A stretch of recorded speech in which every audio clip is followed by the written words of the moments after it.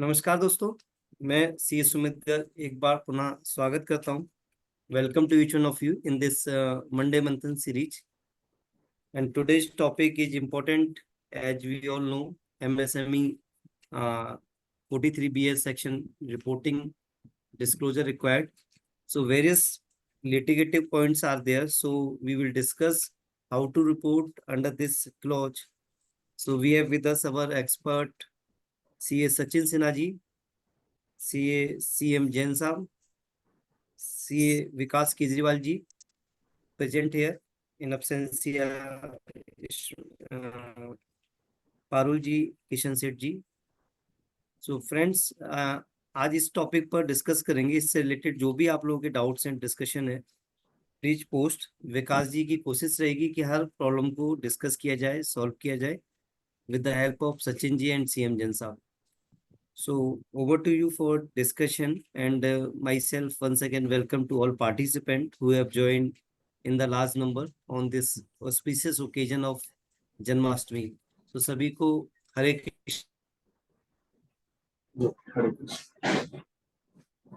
Krishna first of all. So Vikas ji, you can start. Today topic is on MSME as already stated by you. So our guest speaker is Sachin Sinha ji, and he will throw light on section 43BH, so which is very important and applicable from 1st April 2024. So first he will just elaborate and let us know what this section says, what are the implications, what are the repercussions, and after that we will take the question and answer session and we will try to clear the doubts. So over to Sachin. ठीक है, thank you Thank you for starting the meeting. Can you start करें sir? Yes, sir. Thank you Sumit ji, and thank you Kasa for inviting me again on that to discuss the very important topic, that is 43BH, and my co-speaker Vikas ji and CM Jain sir, our mentor, who can give light on the issues where we are stuck up. He is the person who can sail throughout. And so आज का जो topic है, हम लोगों ने जब discuss किया कि टॉपिक, क्योंकि हम लोग जहाँ भी सेमिनार और वेबिनार के लिए जा रहे हैं, ये टॉपिक सबसे ज़्यादा डिस्कस हो रहा है और मेंबर्स के जो क्वेरी आ रही है वो भी इसी क्लॉज के ऊपर सबसे ज़्यादा आ रही है। इसमें क्या रिपोर्ट करना है, कब रिपोर्ट करना है कि नहीं करना है। चैलेंज कहाँ पे आ रहा है? आज समझिए कि कोई वेंडर को आपके क्लाइंट ने 50 लाख का पेमेंट नहीं किया है तो 30% का डिसअलाउंस है सीधा। इसका मतलब 15 लाख रुपया तो इसका इनकम में ऐड हो गया। और ये तो मैं एक एग्जांपल दे रहा हूँ 50 लाख का, ऐसे 5 करोड़ कुछ भी हो सकता है अमाउंट, अगर depending upon the volume of the company. और अगर ये चीज़ होता है तो कितना एडिशन होगा उसका, और जब वो पेमेंट करेगा तब उसको अलाउ होगा। लेकिन टैक्स पेमेंट करने के लिए भी तो पैसा होना चाहिए। अगर उसका पैसा होता तो वेंडर को पेमेंट नहीं कर देता। तो ये सबसे बड़ा चैलेंज आ रहा है कि इसको कैसे रिपोर्ट करेंगे। और जो लैंग्वेज इन्होंने लिखा है क्लॉज 22 में, क्योंकि हम लोग का फोकस आज का है वो टैक्स सॉलिड फॉर्म के ऊपर है, जो लैंग्वेज लिखा है अगर आप देखेंगे क्लॉज 22 में, जो पहले क्लॉज था उसमें था amount of interest inadmissible under section 23 of the MSMED act, और इसके बाद ऐड किया इन्होंने और any other amount not allowable under section 43BH of the income tax act. So इसमें दो पार्ट है। पहला है जो interest inadmissible under section 23 of the MSMED act, और दूसरा पार्ट है जिसमें ये बोलते हैं जो amount not allowable under section 43BH of the income tax act. तो हमें दोनों पार्ट को रिपोर्ट करना है। इसमें हम लोग अमाउंट ऑफ इंटरेस्ट इनएडमिसिबल ये पहले से भी रिपोर्ट करते आ रहे हैं, इसमें कुछ नया नहीं है। जो नया वाला पार्ट है वो है any other amount not allowable under 43BH। तो हमें ये जानना बहुत जरूरी है कि एज ए ऑडिटर हमारी क्या रिस्पॉन्सिबिलिटी है और हमें क्या क्या सिचुएशन में हमें देखना है कि कौन सा अलाउ नहीं हो रहा है, क्योंकि जो अलाउ नहीं हो रहा है वो यहाँ पे रिपोर्ट करना है। वो सिचुएशन कब आएगा? आपने P&L में डेबिट किया हुआ है यहाँ पे आपने उसका पेमेंट नहीं किया, तो यहाँ आपको रिपोर्ट करना होगा कि ये अमाउंट ऐसा है जो नॉट अलाउबल है। जैसे आप यहाँ पे डालेंगे, सिस्टम कैच करेगा इन्फॉर्मेशन और 143(1) का जब इंटीमेशन प्रोसेस होगा उसमें ये डिमांड के रूप में आपको दिखाएगा। जब डिमांड के रूप में दिखाएगा तो इसका रेक्टिफिकेशन फाइल हो नहीं पाएगा, बिकॉज ऐसा कुछ एविडेंस मटेरियल ऑन रिकॉर्ड नहीं है। इसीलिए इसीलिए इसका 143(1) का एसएस में आपका सीधा अपील के थ्रू ही रिजॉल्व होगा। और आपको पता है अपील फाइल करने के लिए जब हम लोग जाते हैं तो कहते हैं 20% आप स्टे 20 आप या तो स्टे लेके आइए या फिर 20% ऑफ द डिमांड अमाउंट जमा कराइए तो आपको स्टे मिलेगा। और अगर मैं वो कराने जाता हूँ तो अगर मेरा डिमांड ही 1 करोड़ रुपए का तो 20 लाख पहले जमा कराना पड़ेगा। तो ये एक सिचुएशन आ रहा है आज के डेट में। तो इसको कैसे रिजॉल्व करना है, क्या क्या सिचुएशन आएगा, हम लोग उसको भी डिस्कस करते हैं, क्या क्या सिचुएशन हो सकता है। सेक्शन का जो लैंग्वेज है वो ये कहता है any sum payable by the SSC to a micro or small enterprise beyond the time limit specified in section 15 of the MSMED Act. So जो टाइम लिमिट दिया हुआ है वो MSMED एक्ट से लेना है, फिर सेक्शन 15 से, और ये सिर्फ अप्लीकेबल होगा माइक्रो और स्मॉल वाले के ऊपर। तो छोटा छोटा कुछ क्वेश्चंस खुद से पहले रेज करते हैं और फिर उसको आंसर करने की कोशिश करते हैं। एज ए ऑडिटर मेरी क्या रिस्पॉन्सिबिलिटी है, मुझे कैसे पता चलेगा कि सामने वाला जिससे मेरा क्लाइंट जिस वेंडर के साथ डील कर रहा है वो MSME में रजिस्टर्ड है या नहीं है। तो मुझे उससे एक MSME का सर्टिफिकेट लेना है जिसमें लिखा होगा माइक्रो, स्मॉल, मीडियम। हमें वो सर्टिफिकेट लेना, जो भी लेटेस्ट सर्टिफिकेट है उसका उद्यम आधार नंबर होता है, उसके बेसिस पे ये निकल के आता है। बहुत सारे केसेस में ये भी क्वेश्चन आया कि अगर इनवॉइस के ऊपर ही लिखा हुआ है उद्यम आधार नंबर, तब भी क्या वो सर्टिफिकेट लेना है? यस, तब भी वो सर्टिफिकेट लेना है, क्योंकि इनवॉइस पे जो लिखा हुआ है उससे ये पता नहीं चलेगा कि वो माइक्रो है या स्मॉल है।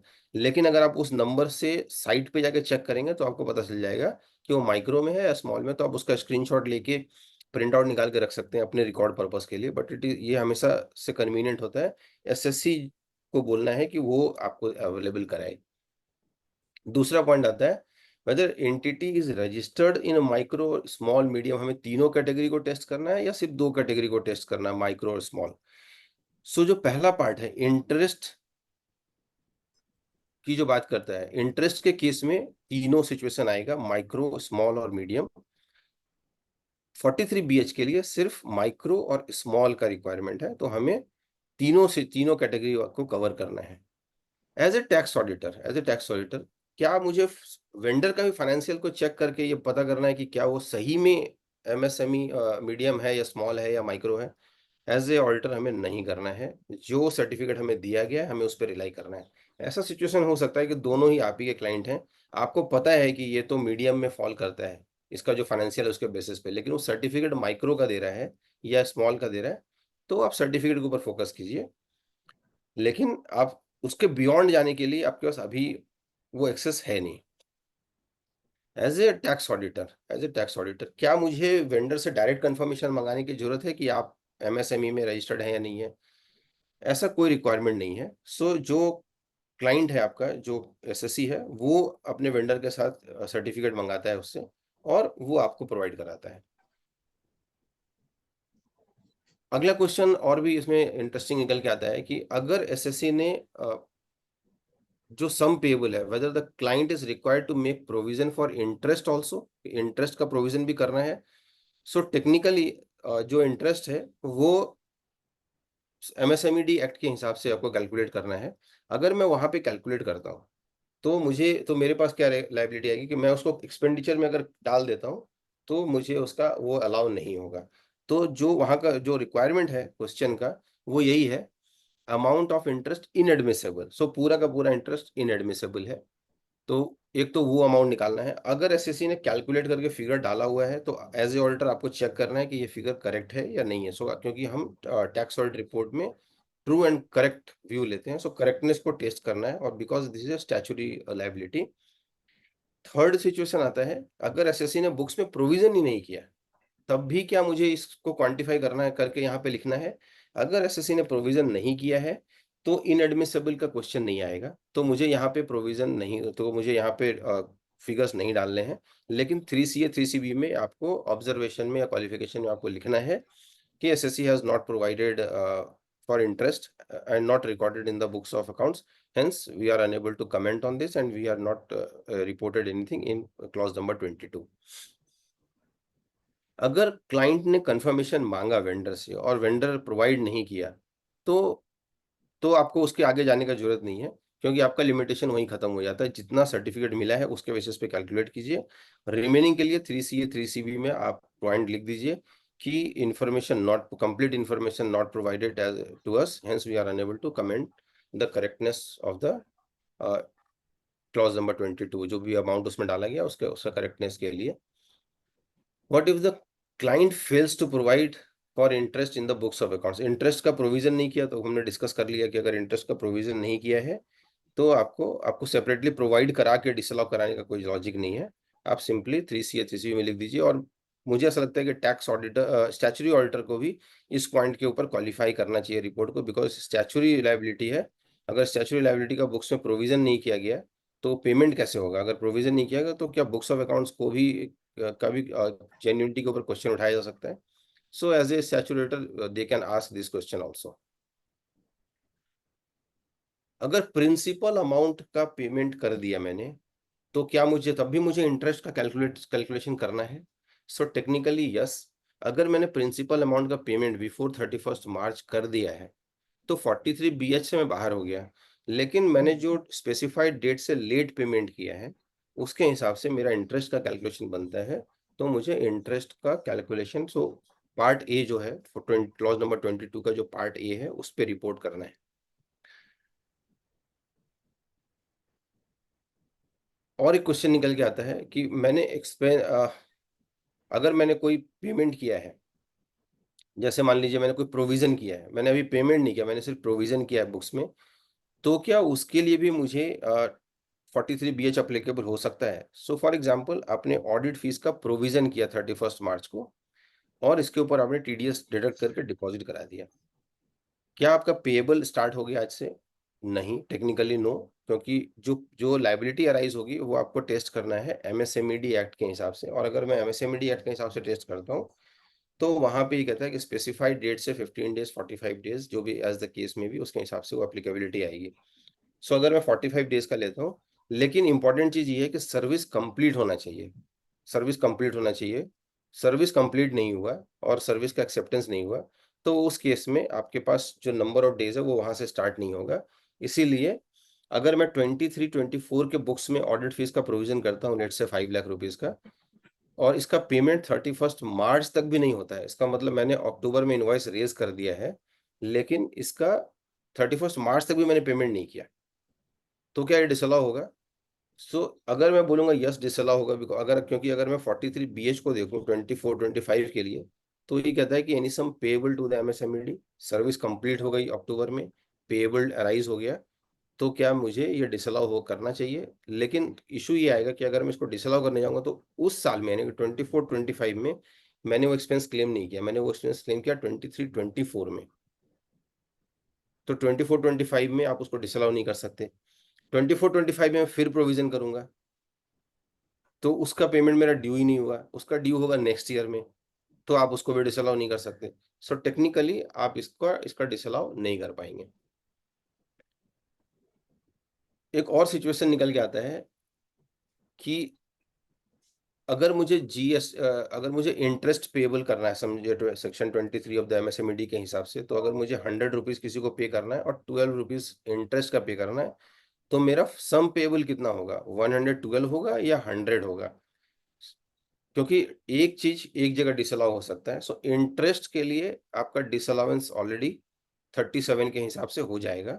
सो यहाँ पे जो डिसअलाउ होगा वो सिर्फ 1 लाख का होगा, ना कि 1,12,000 का। एक और सिचुएशन निकल के आता है, अगर मैं किसी को एडवांस पेमेंट का मेरा कमिटमेंट है, सो समझिए किसी ने मुझे सर्विस, समझिए विकास जी ने मुझे कोई सर्विस रेंडर किया और रेंडर करने के लिए हमने एग्रीमेंट में एंटर किया और एग्रीमेंट ये था कि आप मुझे 50% एडवांस देंगे and which is 10 lakh rupees. मैंने इनको एडवांस का इनवॉइस रेज कर दिया और इन्होंने वो पेमेंट करने में डिले हो गया, 45 डेज को भी एक्सीड कर गया या 31 मार्च को भी पार हो गया, तो क्या उस सिचुएशन में वो अमाउंट के ऊपर भी 43BH लगेगा या नहीं लगेगा? अगर TDS डिडक्ट कर लिया, सो एक्स, समझिए कि विकास जी ने मुझे पेमेंट करना था 10 लाख का और विकास जी ने मुझे 10 लाख का पेमेंट नहीं किया है, लेकिन मेरा TDS 1 लाख रुपया डिपॉजिट करा दिया गवर्नमेंट में, तो मेरा डिसअलाउ कितना होगा? 9 लाख होगा या 10 लाख होगा पूरा?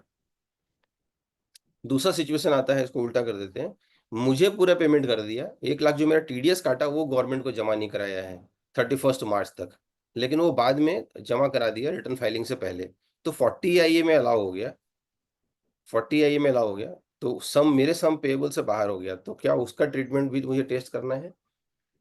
सो ये कुछ सिचुएशन है जिसके ऊपर आज हमारे साथ पारुल मैम भी हैं, हमारे एक्सपर्ट, तो हम लोग उनके साथ भी डिस्कस करेंगे, और भी कोई क्वेश्चन होगा तो हम लोग उसको साथ साथ में ऐड करते जाएंगे।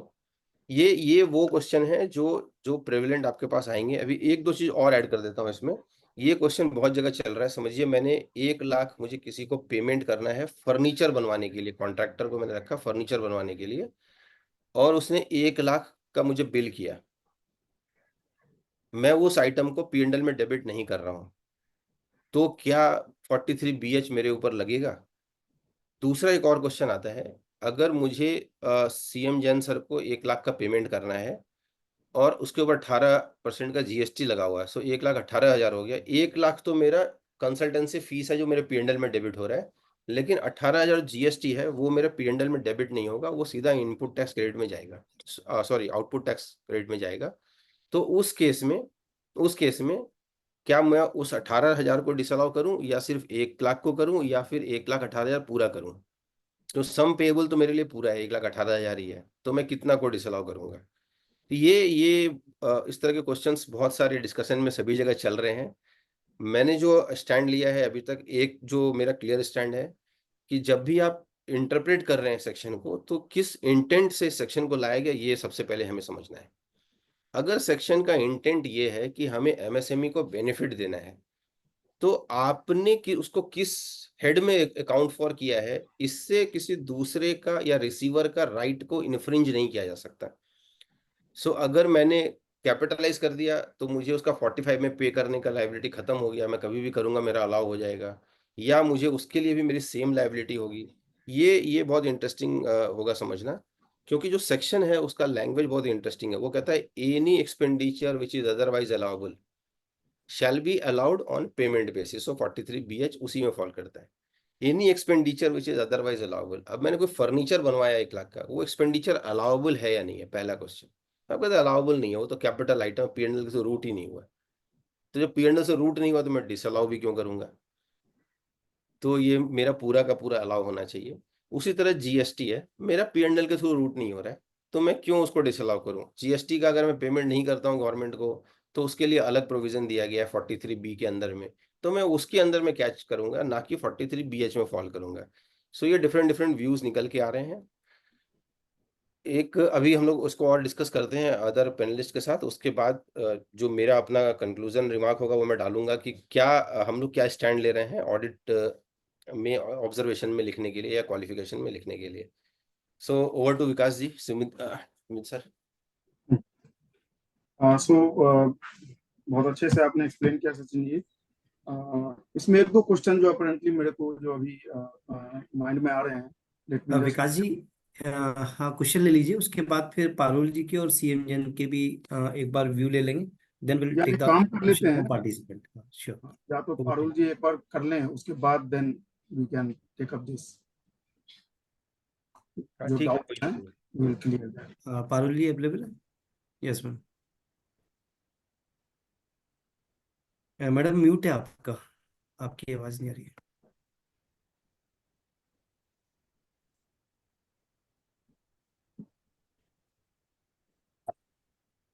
Very warm good evening to everyone. Hi Sumit ji, hi Sachin ji. Right, A hi. very warm welcome to all the other panelists. So जैसे कि I think majorly तो काफी अच्छा ओवरव्यू दिया ही है सचिन जी ने, सारे पॉइंट्स कवर कर लिए ऑलरेडी, लेकिन फिर भी प्रैक्टिकली आई थिंक हमारे पास काफी चैलेंजेस आते हैं जब हम ये करते हैं, तो सो उसी को रिलेटेड आई थिंक हमने आज का ये सेशन रखा है। सो सचिन जी, इसमें एक बहुत ही बेसिक सी चीज जो generally people and up asking is कि फॉर एग्जांपल ज्यादा से ज्यादा सीएज आजकल यूज करते हैं आधार उद्यम रजिस्ट्रेशन, तो उस केस में जब ऑडिट फी, कई बार ऐसा होता है जैसे हमारी ऑडिट फी अप्रूव होती है वैसे ही ये लोग बुक कर लेते हैं, ठीक है, जो कंपनीज है वो बुक कर लेती हैं और उसके ऊपर टीडीएस डिपॉजिट कराती है on the basis of accrual, जबकि सीएस का जनरली कैश बेसिस पे अकाउंटिंग रहता है। हम तब तक इनवॉइस रेज नहीं करते जब तक हमारी सर्विसेज रेंडर ना हो जाए। तो उस केस में आपका क्या व्यू है कि ये 43BH अट्रैक्ट होगा कंपनी के केस में या फिर नहीं? सो सब सर्विस प्रोवाइडर का बुक्स ऑफ अकाउंट्स का मेथड मेरे लिए इंपॉर्टेंट नहीं है,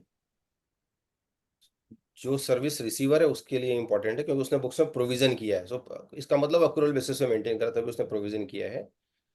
और जो अगर उसने प्रोविजन किया तो सम पेएबल उसके बैलेंस शीट में जरूर शो कर रहा होगा, लेकिन जब हम सम पेएबल को टेस्ट करेंगे तो एमएसएमईडी एक्ट को जरूर साथ में देखेंगे। अगर मैं उसको साथ में देखता हूँ तो कहता है सर्विस रिसीव्ड और मटेरियल रिसीव्ड, जो भी आपका कॉन्ट्रैक्ट है। सो अगर मैं ऑडिटर की बात करूँ, ऑडिट फीस की बात करूँ, सर्विस रिसीव, अभी तो मैंने सर्विस रेंडर नहीं किया।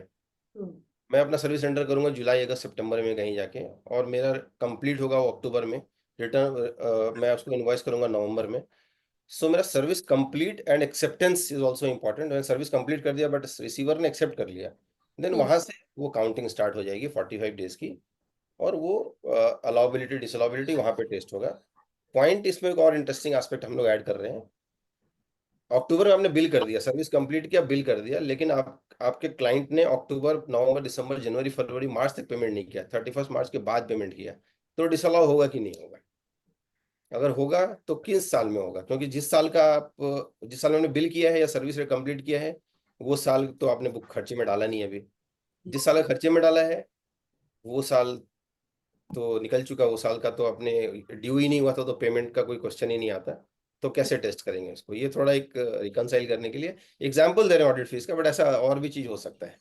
जी जी, ऐसे केसेस में आई थिंक ये दोनों से ही बच जाएगा, बिकॉज अगले साल का ओपनिंग हो जाएगा ये, और जिस साल का खर्चा उस साल में ड्यू नहीं होगा।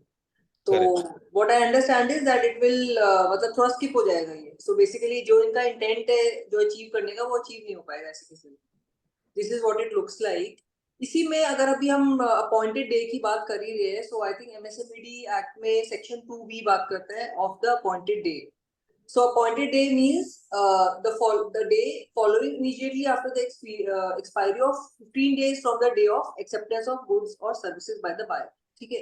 So क्या इस appointed day की जो definition है 2B में, क्या इसकी कोई exceptions है? और अगर इसकी कोई exceptions है तो वो क्या है?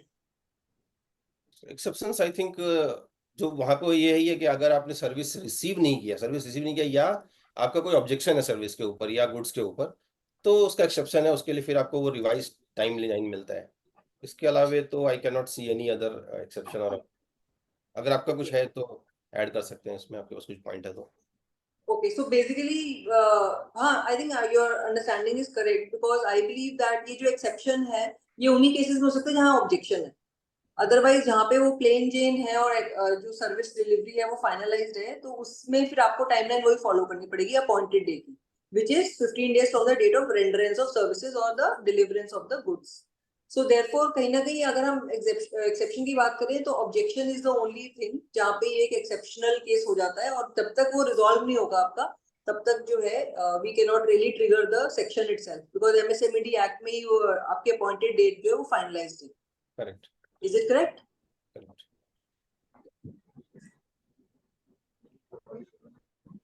तो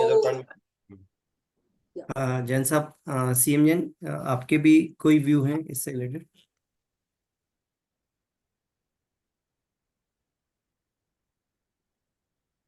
म्यूट है सर आपका, आवाज नहीं आ रही, I think some issue. Jain साहब। सो पारुल मैम, आप अगर कोई आइटम पीएनएल के थ्रू रूट नहीं हुआ है उस केस में आपका क्या व्यू है? लाइक कैपिटल एक्सपेंडिचर है, पीएनएल के थ्रू रूट नहीं हुआ, उसमें क्या होना चाहिए? ये बहुत सारे मेंबर्स का क्वेश्चन है एक्चुअली में। हाँ जी, yes. So I think capital goods के ऊपर, I think irrespective of capital goods या फिर revenue goods, because I think इसकी जो बाइफर्केशन है वो ना ही तो एमएसएमईडी एक्ट में और ना ही इनकम टैक्स एक्ट में दी गई है। So this is mostly relating to payments.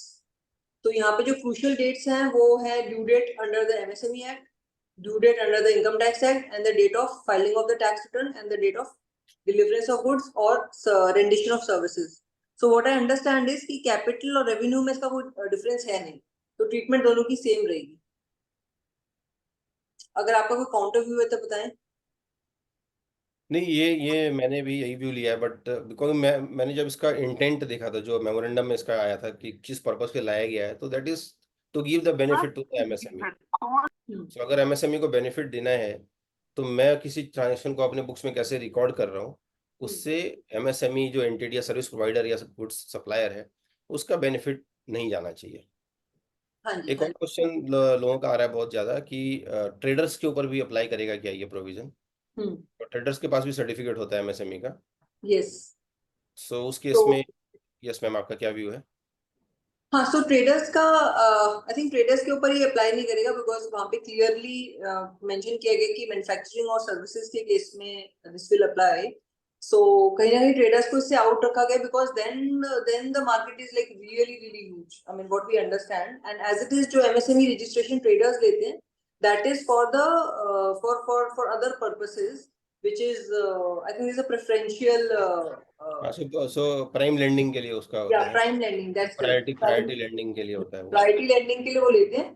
तो इसीलिए ट्रेडर्स को मुझे लगता है इन दो रीजंस की वजह से करा गया। एक तो उनको बेनिफिट प्राइमरी लेंडिंग का होता है, that's the first thing, and second thing is trading is something that even very very small क्या कहते हैं एंटरप्रेन्योर्स और होम ग्रोन एंटरप्राइज जो है वो भी कहीं ना कहीं ट्रेडिंग से ही स्टार्ट करते हैं। Manufacturing is something which is the other league, it's a different league together, all together. तो अगर ट्रेडर्स भी इसमें आ जाएंगे, then the scope of work would be like really huge.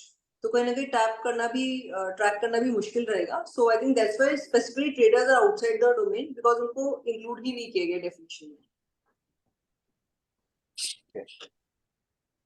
तो जैन साहब आगे क्या? हेलो। यस सर, जैन साहब। हाँ, जन्माष्टमी की हमारे सभी मित्रों को बहुत बहुत बधाई हो, और जी, सुमित जी को विशेष जन्माष्टमी के शुभ अवसर पर ये धन्यवाद। गोष्ठी रखी है। धन्यवाद जी। Thank you sir. एक मेरा कहना यह है कि एमएसएमई का फॉर्म कंपनीज के केस में फाइल करते हैं सभी हाफ ईयरली, यस। उसको हमें जरूर लेना चाहिए at the time of tax audit presentation clause 2022 के लिए, जिसमें इंटरेस्ट की कैलकुलेशन और डिसअलाउंस दोनों की इंफॉर्मेशन हमें पता चल सके। राइट और सर। एक और इशू है कि डिस्प्यूटेड एमएसएमई के केसेस जो आपके साथ हैं, उनके बारे में भी इंफॉर्मेशन आपको लेनी चाहिए, राइट सर। जिससे कि हमें ये पता चलेगा कि ये डिस्प्यूटेड है वो केस, तो वो कंफर्म है कि वो डिसअलाउंस हो गई हो। ओके। और इंटरेस्ट भी उस पर रिस्पॉन्सिबिलिटी हमारे ऊपर क्रिएट नहीं की है, तो हमें क्रिएट करनी चाहिए। As a company auditor, as a tax auditor तो हमारी रिस्पॉन्सिबिलिटी नहीं है, लेकिन company, as a company auditor, statutory auditor, आपको वो प्रोवाइड कराना ही पड़ेगा। या नहीं कराता तो आपको अपनी रिटर्न, अपनी रिपोर्ट क्वालिफाइड करनी पड़ेगी, या फिर कंटीजेंट लायबिलिटी में उसे डिक्लेयर कराना पड़ेगा। ओके। और मेरा मानना ये है कि यदि जो डिसअलाउंस की बात हो रही है कि हम 43B(H) में क्या अमाउंट डिसअलाउंस करें, मेरा ओपिनियन ये है कि जो खर्चा हम अलाउड करते हैं प्रॉफिट एंड लॉस अकाउंट में, उसी खर्चे को डिसअलाउड किया जा सकता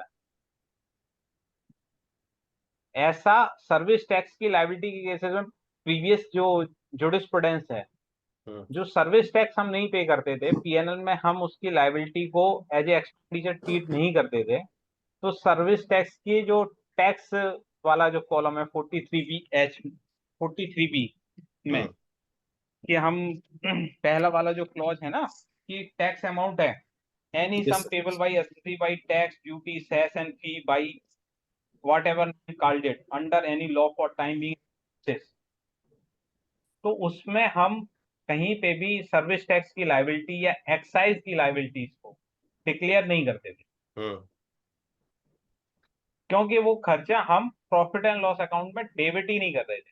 तो मेरा मानना ये है कि जीएसटी का अमाउंट हम चार्ज कर रहे हैं सप्लायर को डिसअलाउंस के पॉइंट ऑफ व्यू से, वो यदि प्रॉफिट एंड लॉस अकाउंट में हम नहीं अलाउड कर रहे हैं, तो उसे डिसअलाउंस करने की प्रक्रिया हमें नहीं करनी।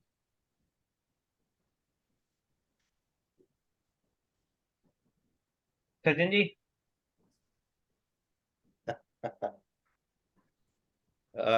Agree with you sir. थोड़ा सा इशू है मेरे जो मेरा अंडरस्टैंडिंग है सेक्शन को लेके, जो आपने 43B का क्लॉज ए को रेफर किया है, इसमें बहुत सारे जजमेंट हुए हैं जहाँ पे कि टैक्स का जो टैक्स पेएबल है वो अगर रिटर्न फाइलिंग डेट तक भी पे नहीं किया गया है तो उसको डिसअलाउ किया गया। ठीक है ना, जबकि वो टैक्स P&L के थ्रू रूट नहीं हो रहा था। आज भी GST का जो अमाउंट पेएबल होता है आपके बुक्स में, अगर वो रिटर्न फाइलिंग डेट तक भी नहीं पे होता है तो डिपार्टमेंट उसको डिसअलाउ करता है। जबकि जबकि P&L में हम लोग बहुत सारे केसेस में इन GST को इंक्लूड करके खर्चा डालते हैं, जहाँ पे ब्लॉक क्रेडिट वाला आइटम होगा, और बहुत सारे केसेस में एक्सक्लूड करके डालते हैं। तो ये आइडेंटिफाई कराना कि किस में मैंने इंक्लूड किया है, किस में एक्सक्लूड किया है, और किस में मुझे कौन सा डायरेक्टली P&L में गया, कौन सा P&L में नहीं गया, ये सेक्शन का जो इंटेंट है, जो लैंग्वेज है, वो ये कहता है जो भी पेएबल है टैक्स का। अगर मैं इसको साथ में जो मैंने पहला लाइन भी बोला था कि अगर मैं 43B को अगर रेफर करूं, तो बोलता है any notwithstanding anything contain in the provision of this act, a deduction otherwise allowable, और deduction otherwise allowable. So of course ये डिडक्शन जब तक अलाउएबल नहीं होगा तब तक हम डिसअलाउ नहीं कर सकते, लेकिन इंटेंट को अगर साथ में देखा जाए तो अदरवाइज क्या होगा, पूरा पर्पस ही डिफीट हो जाएगा MSME को जो बेनिफिट देना चाह रहे हैं। सो ये थोड़ा सा डिफरेंट व्यू है, लेकिन I totally agree with you sir. और मार्च की जो हमारी रिटर्न है बेसिकली, है ना, वो अपनी मोस्टली अपनी रिटर्न या टैक्स ऑडिट रिटर्न रिपोर्ट से पहले वो फाइल हो चुकी होगी मोस्ट प्रोबेबल। और जो मार्च वाली रिटर्न है वो 20 अप्रैल तक तो फाइल हो ही जाती है, अदरवाइज तो वो जो क्लाइंट है बेसिकली वो डिफॉल्टर वाली कैटेगरी का है बिल्कुल, बट ये है सिचुएशन ना। तो हो सकता है ना, उसने पेमेंट नहीं किया, उसने रिटर्न नहीं फाइल हाँ, किया, उसने पेमेंट टैक्स नहीं किया। किया, हाँ, तो ये 1% चांसेस हैं। लेकिन मेरा जो मानना है कि GST पेबल डिसअलाउड नहीं हो सकता, क्योंकि एक और पॉइंट ऑफ व्यू है कि हमने सरकार के बिहाफ पे पेमेंट ली है ना, जो हमने हमारे पास रिस्पॉन्सिबिलिटी उसकी नहीं है, GST डिपार्टमेंट को पे कर, उसको पार्टी को पे कर रहे हैं, बेसिकली हमने गवर्नमेंट के बिहाफ पे करना है उसकी, तो उसकी वो अमाउंट नहीं है, सप्लाई का अमाउंट नहीं है। तो मेरा पॉइंट ऑफ व्यू ये है कि इसे अमाउंट को, क्योंकि एक्चुअल में बहुत सारे केसेस मैंने जो स्टडी की, उस केसेस में लायबिलिटी बहुत ह्यूज अमाउंट आ जाती है। नहीं और अभी एक और पॉइंट ऑफ व्यू है, टैक्स ऑडिट रिपोर्ट में पिछले सालों में जब हमने बैट को डिसअलाउड किया या GST को डिसअलाउड किया, तो 143(1) में वो एडिशन बना के दे देते थे हमें। जिन्होंने रिपोर्ट नहीं किया उनके लिए रिस्पॉन्सिबिलिटी नहीं थी, उन्होंने चेक नहीं किया डिपार्टमेंट, और अननेसेसरी का लिटिगेशन, फिर क्या कहते हैं वो रेक्टिफिकेशन डिमांड कराते रहो आप। और वो इजीली काम नहीं था, टफ टास्क था फॉर प्रोफेशनल के लिए, क्योंकि एक तरफ क्लाइंट कह रहा था कि साहब आपकी वजह से क्या कहते हैं हमारे उसने तो डिसअलाउड ही नहीं किया था, इसीलिए हो गया ये तो। और कई केसेसों में मुझे फाइल करनी पड़ी अपील से रिलीफ मिला। तो वो मेरा नहीं मिलता सजेशन, है, क्योंकि ये रेक्टिफिएबल नहीं है, हाँ, रेक्टिफेबल है नहीं, मिस्टेक अपरेंट फ्रॉम रिकॉर्ड तो है नहीं, है इसलिए ही वन नहीं। पर अप्लाई नहीं अब कर वो पॉइंट, और सबसे बड़ी बात ये है कि 43(1) में पहले नहीं था ऑडिटर वाला पॉइंट, सकते। जो एडजस्टमेंट वाला पॉइंट जो था, यस है ना, वो बाद में आया। हाँ अब वो डिपार्टमेंट कहता है कि साहब ये तो पहले तो हम ये पीलिया ले लेते थे कि साहब 143(1) में है नहीं ये एडजस्टमेंट, हम्म, अब तो एडजस्टमेंट है बेसिकली। तो वो बिल्कुल एक और टफ टास्क था हमारे बिल्कुल लिए। बिल्कुल तो मेरा सजेशन तो यही है कि भाई आप टैक्स ऑडिट रिपोर्ट में करोगे तो ऑटोमेटिकली 143(1) में एडिशन होने के चांसेस ब्राइट है। हाँ ये तो सर पक्का ही है हाँ ये तो हो ही ये तो जाएगा। ब्राइट ही है इसमें। हाँ, आप चाहते हो कि लिटिगेशन हमारे पास बढ़े, हमारी आमदनी बढ़े, तो नहीं नहीं नहीं, वो उस इंटेंशन से इसको हम लोग को नहीं गाइड कर रहे हैं, हम लोग तो जो सही इंटरप्रिटेशन है वो देख रहे हैं। हाँ, और कई लोगों ने जो जो इसका सॉल्यूशन निकाला है फॉर टाइम बीइंग, क्योंकि अगर मैं इसको डिसअलाउ करने जाता हूँ तो बहुत बड़ा क्वांटम आता है जो आपने नहीं बताया, तो लोग हमें यही लिख रहे हैं कि the information in respect of MSME has not been provided to us. अगर SSC को वेंडर ने मेल पे दिया है और SSC ने आपको मेल पे दिया है, तब तो आप ये लिख नहीं सकते कि मेरे को नहीं प्रोवाइड कराया गया। बिल्कुल। लेकिन अगर आपके पास मैनुअली आया तो आप ये कह सकते हो कंप्लीट नहीं था, इन्फॉर्मेशन करेक्ट नहीं था, इनकम्प्लीट इन्फॉर्मेशन। इसलिए मैं इस पे कोई कमेंट नहीं कर पा रहा। और उसको क्वांटिफाई मत कीजिए, कल असेसमेंट लगेगा तो देखा जाएगा। अगर असेसमेंट तो डिपार्टमेंट ही पॉइंट आउट करता है कि आपको इतने सारे पेबल थे, आपने 43 BH में क्यों नहीं लिया उसको, तो इन्फॉर्मेशन उस समय नहीं दिया, अभी मांग लेते हैं, मिल जाएगा तो कर देंगे, इसमें क्या है। एक और इशू, अपने आप को सेफगार्ड करने के लिए। हाँ एक और इशू है कि कुछ ट्रेडर्स हैं जो ट्रेडिंग का काम करते हैं, लेकिन उन्होंने सप्लायर जो है वो मैन्युफैक्चरर है, सर्विस प्रोवाइडर। तो उनके केसेस में एमएसएमई जो है वो उसकी एप्लीकेबिलिटी के बारे में कि वो डिसअलाउंस करें या ना करें। सर इश्यू यही आ रहा था कि सामने वाला अगर जो सर्टिफिकेट आपको दे रहा है आप उस पर रिलाई करेंगे। हाँ, अगर सर्टिफिकेट उसके पास है और वो सर्विस प्रोवाइडर का सर्टिफिकेट लेके बैठा है, उसमें माइक्रो या स्मॉल लिखा हुआ है, तो मेरे लिए वो फिट कैसे 43 BH के लिए, उसको टेस्ट करूंगा। अब एक्चुअल में क्या है कि कई सारे क्लाइंटों के सर्टिफिकेट जो हैं ट्रेडर हैं, लेकिन उन्होंने मैन्युफैक्चरिंग कैटेगरी में ले रखे हैं। मैं वही कह रहा हूँ कि क्या हमारा उस लेवल तक अप्रोच क्या एक्सेस नहीं, अब रहेगा। जैसे अपन क्रिएटर हैं, ट्रेडिंग आइटम अपन ने अपनी पार्टी ने परचेज किया हुआ है, ट्रेडिंग आइटम हम्म है ना, लेकिन वो सर्टिफिकेट दे रहा है मैन्युफैक्चरर का। हम्म तो उस केस में सचिन भाई क्या होना चाहिए? सो वो ट्रेडर है, हमारे लिए एज ए ऑडिटर मेरा क्या रोल है, मुझे जो सर्टिफिकेट मिला मैं उसके ऊपर रिलाई कर रहा हूँ। अगर सर्टिफिकेट में लिखा हुआ है कि वो सर्विस प्रोवाइडर है, मैन्युफैक्चरर है, माइक्रो या स्मॉल है, तो मैं 43 BH के लिए उसको टेस्ट कर रहा हूँ। अगर सर्टिफिकेट में अगर कोई मैन्युफैक्चरर है और वो ट्रेडर का सर्टिफिकेट लेके बैठा है, तो मैं उसको बेनिफिट नहीं दूंगा। सो मुझे तो ऐसा लगता है कि हमें उस फोर कॉर्नर में देखना वो चाहिए। कॉर्नर में बेसिकली हमें ये हाँ, जज करना पड़ेगा जो बेनिफिशियरी टू क्लाइंट, वो हम्म पॉइंट ऑफ व्यू हमें लेना पड़ेगा। क्योंकि अगर मैं उसके बियॉन्ड जाके टेस्ट करता हूँ, हो सकता है दूसरा मेरा ही क्लाइंट हो, मुझे पता है कि इसका जो एसेट बेस है उसके हिसाब से तो ये मीडियम में है, पर सर्टिफिकेट लाके माइक्रो का दे रहा है, तो हम्म। क्या मेरा क्या स्टैंड होना चाहिए। क्लाइंट को बोलो सर्टिफिकेट लाके दे, और क्या कर सकते हैं। हाँ, that's it। पारुल मैम आपका क्या व्यू है इसमें।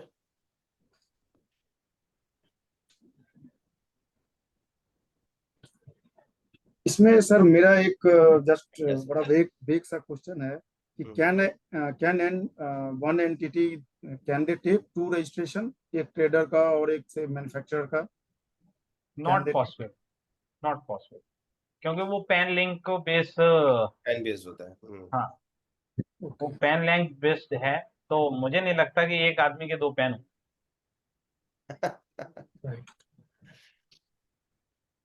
सेकंड एक क्वेश्चन और भी डिस्कशन के दौरान मेरे जो माइंड में आ रहा है कि ट्रांजैक्शंस किस पीरियड के इसमें कवर होंगे।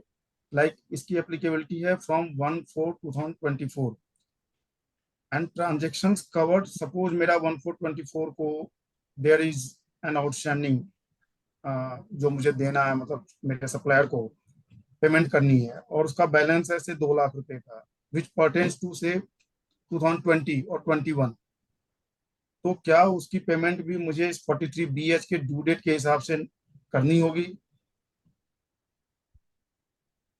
या ट्रांजैक्शंस की कोई टाइम लिमिट है that transactions pertaining to only से पीरियड ऑफ 23-24 वही ट्रांजैक्शंस इसमें कवर होंगे? दैट इज माय क्वेश्चन कि क्या 23-24 के ट्रांजैक्शंस इसमें कवर होंगे या उससे पहले की पीरियड के भी transactions will be covered in this. Basically financial year 23-24 वाला ही ट्रांजेक्शन इंक्लूड होंगे, क्योंकि हमने फिर से वही बात है कि प्रॉफिट एंड लॉस अकाउंट में हम कौन सा एक्सपेंडिचर क्लेम कर रहे हैं, ये इस पीरियड से रिलेटेड है कि नहीं, हम उसी को तो डिसअलाउड करेंगे। राइट। तो जब हम डिसअलाउंस की बात करें तो अलाउंस की बात हमें देखनी पड़ेगी किस फाइनेंशियल ईयर में हम कर रहे हैं। तो मेरा पॉइंट ऑफ व्यू ये है कि फाइनेंशियल ईयर 23-24 ही ट्रांजेक्शन इंक्लूडेड है ओनली, बिल्कुल ठीक है सर। क्योंकि टैक्स ऑडिट रिपोर्ट जो हम फाइल कर रहे हैं वो फाइनेंशियल ईयर 23-24 की हम कर रहे हैं। जो ट्रांजेक्शन है वो फाइनेंशियल ईयर 23-24 की ही होनी चाहिए। सो विकास जी, इसमें एक टैक्स में क्लॉज नंबर 26 है जो ये कहता है कि अगर आपका ट्रांजैक्शन ओपनिंग में बैलेंस खड़ा था, ड्यूरिंग देयर में आपने पेमेंट किया तो आपको अलाउ होगा, तो आपको वो रिपोर्ट करना होता है ओपनिंग में कितना खड़ा था। लेकिन वो जो दिया है वो 43 बी का ABCDEF तक दिया है, सॉरी G तक H दिया है, नहीं। H नहीं दिया उसमें। हाँ बिल्कुल। ABCDEF G तक दिया, हाँ H नहीं दिया, तो ये H उससे बाहर हो गया, तो हमें वो टेस्ट ही नहीं करना है। Right right.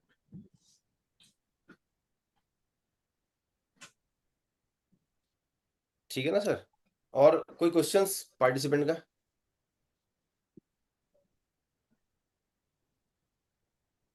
Ji Pankaj ji. Sir, good evening to all of you. Very important sir, जैसे कि हम बात कर रहे हैं MSME में 43BH की, तो कहीं ना कहीं अगर हम देखें कि इसका ये मतलब हुआ कि मैन्युफैक्चरर और आपका सर्विस में जो पर्सन है उनको तो पेमेंट 45 डेज में देंगे लोग, और जो ट्रेडर है जिसको आगे फर्दर सप्लाई करनी है उसको पेमेंट कभी नहीं मिलेगी। तो इट मीन्स देखा जाए तो कहीं ना कहीं अगर डिपार्टमेंट का अगर पॉइंट देखें कि वो किस तरीके से लॉ को एंटरटेन, मतलब हम समझ रहे हैं लॉ को, तो वो कहीं ना कहीं ऐसा नहीं है कि ट्रेडर के लिए बहुत प्रॉब्लमेटिक होने वाला है कि उसको पेमेंट तो करना पड़ेगा 45 डेज में, पर उसको कोई पेमेंट नहीं करेगा 45 डेज में। बिल्कुल। सो कहीं ना पंकज, कहीं ट्रेडर के लिए मुश्किल नहीं होने वाली है बहुत? पंकज जी आपका क्वेश्चन बहुत वैलिड है। अगर इसको इकोनॉमिकली एनालाइज किया जाए इस क्वेश्चन को, अगर आपने देखा होगा बहुत सारी बड़ी कंपनियों ने वेंडर्स के साथ जो माइक्रो और स्मॉल उनका डीलिंग बंद कर दी है, हम्म। वो मीडियम वाले के साथ कर रहे हैं, या फिर जो MSME से बाहर है उनसे कर रहे हैं, क्योंकि वो कहते हैं हमें ये 45 डेज वाला क्राइटेरिया में नहीं पड़ना। तो वो इसलिए माइक्रो और स्मॉल वाले के लिए वैसे ही दिक्कत शुरू हो गई है। वो ट्रेडर तो वो कवर्ड। चाहे भले ही क्या कहते हैं सप्लायर ने रजिस्ट्रेशन ले रखा हो, वो NOC इशू ले रहे हैं, डिक्लेरेशन ले रहे हैं कि मैं MSME में कवर्ड नहीं हूं, साइन करके मेल करो फोर्सफुली। सर इस केस में एज ए ऑडिटर आपका क्या कि यदि रिस्पॉन्सिबिलिटी? आपको बिजनेस करना है तो आपको लिख के भेजना पड़ेगा बिल रेज करने से पहले। तो सर ऐसे केस में एज ए ऑडिटर क्या रिस्पॉन्सिबिलिटी है? और इनवॉइस पे MSME उद्यम नंबर लिखा हुआ है, आप पोर्टल पे जाके चेक कर सकते हैं कि माइक्रो है या स्मॉल है, लेकिन वो खुद कह रहा है कि मैं कवर्ड नहीं हूँ या मैं माइक्रो स्मॉल नहीं हूँ। तो as a yes auditor sir. आप क्या करेंगे, कैसे रिपोर्ट करेंगे इसको? गवर्नमेंट का पोर्टल है, वहाँ वो माइक्रो में है, उसने मेल पे लिखवा लिया कि तुम आप कवर्ड नहीं हो इसमें। कह रहा मैंने विड्रॉ कर लिया। अच्छा, तो अगेन वही चीज लिखना सर पड़ेगा एज ए ऑडिटर की सर भाई सचिन सर, सर अगर लॉजिकली चले तो इस केस में अगर NOC दे भी देते हैं, वो ठीक है, आप पेमेंट डिले आप एक्सेप्ट कर लेंगे कि ओके, आप उसके लिए क्रॉस क्वेश्चन नहीं कर सकते फ्रॉम क्लाइंट कि आप ये 45 डेज में पेमेंट क्यों नहीं कर रहे हो, बट अदरवाइज तो डिसअलाउंस तो रहेगा ही रहेगा। हाँ डिसअलाउंस से तो वो नहीं बच पाएंगे भले NOC ले लें। चले जाएगा सर, ये प्रैक्टिकल इशू है, but practical issue. Practical issue है। लेकिन ये आप जो कह रहे हैं ना कि ये ट्रेडर के लिए, ये इनफैक्ट माइक्रो स्मॉल के भी बिजनेस को हिट कर रहे हैं। तो इसका मतलब सचिन सर इंटरप्रिटेशन फिर ये फाइनली है कि ट्रेडर इंक्लूड नहीं है, ये नहीं। 100% श्योर ही है ना? यस हाँ, yes yes. Trader okay covered. Right, thank you thank you. और इसके पीछे सर लॉजिक क्लियर नहीं हो रहा कि गवर्नमेंट की क्या इंटेंशन है, व्हाई दे हैव एक्सक्लूडेड दीस। देखो इंटेंशन तो कुछ भी नहीं है। लुधियाना के अंदर हमारी फाइनेंस मिनिस्टर कह के आती है कि हम ये इलेक्शन से पहले अबॉलिश कर देंगे या हटा देंगे। वीडियो है यूट्यूब पे भी डला हुआ है। लेकिन इस बजट में लोगों को बहुत एक्सपेक्टेशन थी कि 43BH पे कुछ रिलैक्सेशन मिलेगा, लेकिन उन्होंने उस रिलैक्सेशन को नहीं दिया। तो आने वाले समय में लिटिगेशन तो बहुत ज्यादा बढ़ना है ही। अब सबसे बड़ा क्वेश्चन ये है कि शायद इस पे SLP भी फाइल हुई है कि इसकी वैलिडिटी चैलेंज करने के लिए।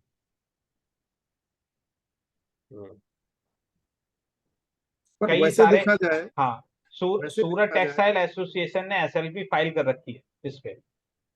It is for the benefit of the entire MSME, जिनके ऊपर भी एप्लीकेबल है। आई बिलीव कि उनके लिए तो ये काफी पॉजिटिव है कि उनकी जो फंसी हुई पेमेंट्स होती थी, डिले होता था, वो सब चीजों से now they are no more concern, और उनकी पेमेंट्स ऑटोमेटिकली टाइमली आएंगी। तो गवर्नमेंट की इंटेंशन तो ठीक लग रही है, but practically yes, her business के अपने चैलेंजेस हैं। अब बिजनेस में कई बार ऐसा भी है कि 45 डेज में we can not make the payment, आप बाउंड देखो, कर दोगे देन ये सुमित भाई, ये रिकॉर्डेड है कि अनरिकॉर्डेड है? नहीं, रिकॉर्ड हो रहा है सर, आप जो बोल रहे हैं सब यूट्यूब में ठीक जा है, रहा फिर नहीं तो फिर कंटेंट ठीक नहीं। है। ठीक है।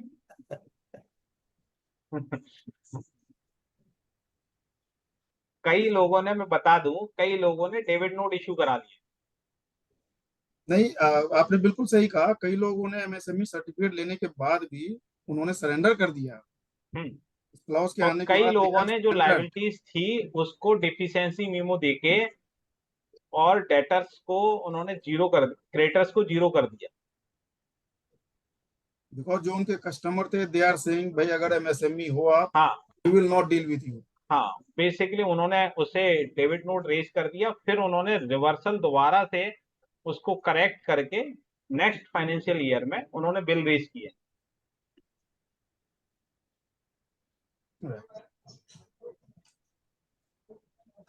दो हमारी कम्युनिटी को तो आई बिलीव कि इससे बेनिफिट ही है, because we most of us are covered under MSME. या तो अब ऑडिट फीस तो हम लोगों, पेमेंट करे। नहीं, ऑडिट फीस तो अब टाइमली आने लग गई है इससे। यस। हमने तो कई ऑडिट क्लाइंट को 31 मार्च में ही बिल रेज कर दिया। तभी आप शांति से बैठे हैं।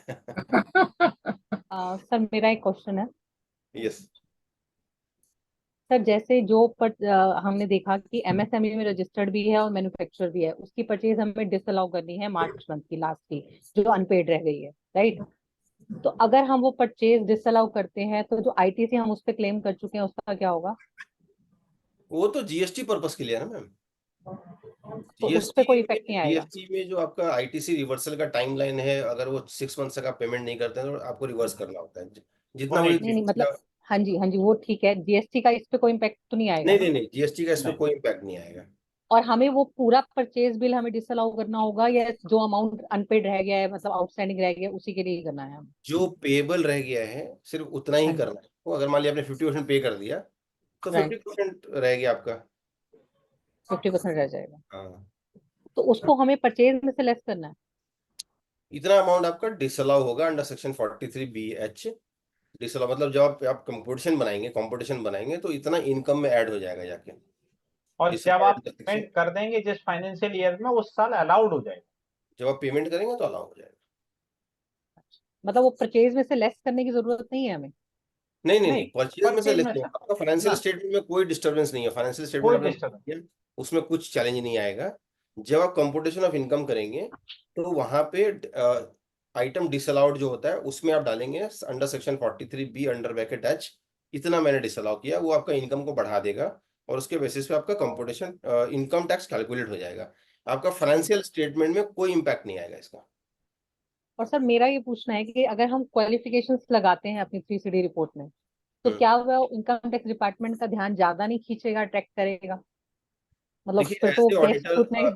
मैं जहां भी जाता हूँ ये वाला जरूर एक बार बोलता हूँ कि जब आप फ्लाइट में जाते हैं ना तो बोलता है अपना मास्क पहले पहनिए तभी दूसरे को पहनाइए। तो अपने आप को पहले बचाने का कोशिश कीजिए तब क्लाइंट को बचाइए। और कैसे है, पहले हमें, अगर मैं 22 में नहीं लिख रहा हूँ, क्लॉज नंबर 22 में नहीं लिख रहा हूँ, अमाउंट नहीं लिख रहा हूँ, तो कम से कम क्वालिफिकेशन में तो लिख दूं कि मुझे डिटेल इन्फॉर्मेशन नहीं मिला। इसलिए मैं, क्योंकि अगर मैं यहाँ पे नहीं लिख रहा हूँ तो मैंने अपना काम जो एज ए ऑडिटर मेरा जो काम था मैंने पूरा नहीं किया। 3CD भरना एसएससी का काम है, उसमें कुछ गलती होगी तो आप बोल सकते हो भाई वो उसकी रिस्पॉन्सिबिलिटी है, लेकिन 3CA 3CB बनाना हमारा काम है। इसलिए हमें ये देखना है कि 3CA 3CB एकदम करेक्ट बनना चाहिए। जरूर जरूर उसमें आप ऑब्जर्वेशन डालिए, क्योंकि अभी तक ऑब्जर्वेशन को सिस्टम से वो उन्होंने उससे पॉइंट्स उठा के एडिशन करना शुरू नहीं किया है, लेकिन अगर जो आपने 3CD में लिखा है उससे वो इंपोर्ट कर रहे हैं और 143(1) में आ रहा है एडिशन। हो सकता है कि आने वाले साल में, एक साल में, जब मैडम को पता चले तो वो आपके जो ऑब्जर्वेशन है उसको भी पढ़ पढ़ के वहां से भी एआई लगा देंगे कि भाई इससे भी फिगर उठाना शुरू करो। कोई बड़ी बात नहीं है, आज नहीं है। हाँ, राइट, ठीक है प्रीति मैम, ठीक है sir, thank you. Thank you. Sachin sir, एक क्वेश्चन मेरा भी है। हाँ हाँ ये sir, Abhilash this side. Abhilash ji. जैसे इनवॉइस रेज करने के बाद में कुछ लोग एमएसएमई में रजिस्ट्रेशन करा देते हैं, लेकिन उनका पेमेंट हमने नहीं किया होता है, तो उस केस में क्या वो एमएसएमई का बेनिफिट ले पाएंगे या नहीं ले पाएंगे? सर्विस प्रोवाइड करी, मुझे इनवॉइस रेज कर दिया, उसके बाद में एमएसएमई का रजिस्ट्रेशन ले लिया, अभी 45 डेज का पेमेंट ड्यू है, तो अपने को उन पार्टीज को भी कवर करना है या उनको छोड़ना है? सो ये इम्पोर्टेंट टेस्ट है सर कि हमें किस डेट को चेक करना है, हाँ। ट्रांजैक्शन डेट को चेक करना है या ईयर एंड में चेक करना है।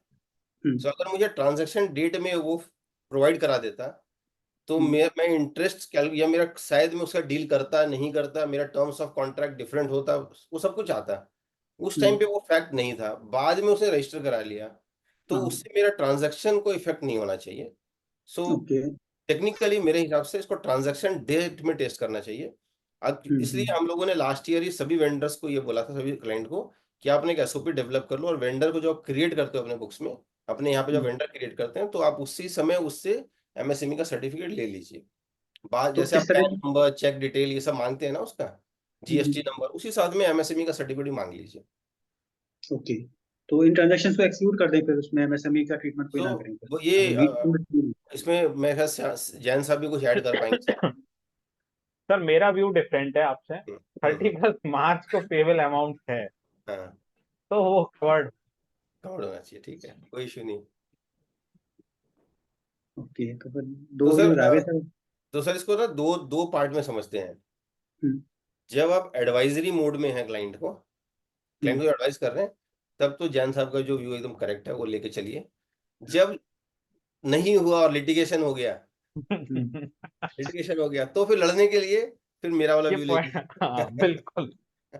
ओके। क्योंकि वो पेबल की जो बात करता है ना, हाँ, वो at the head of year की बात करता बिल्कुल बिल्कुल।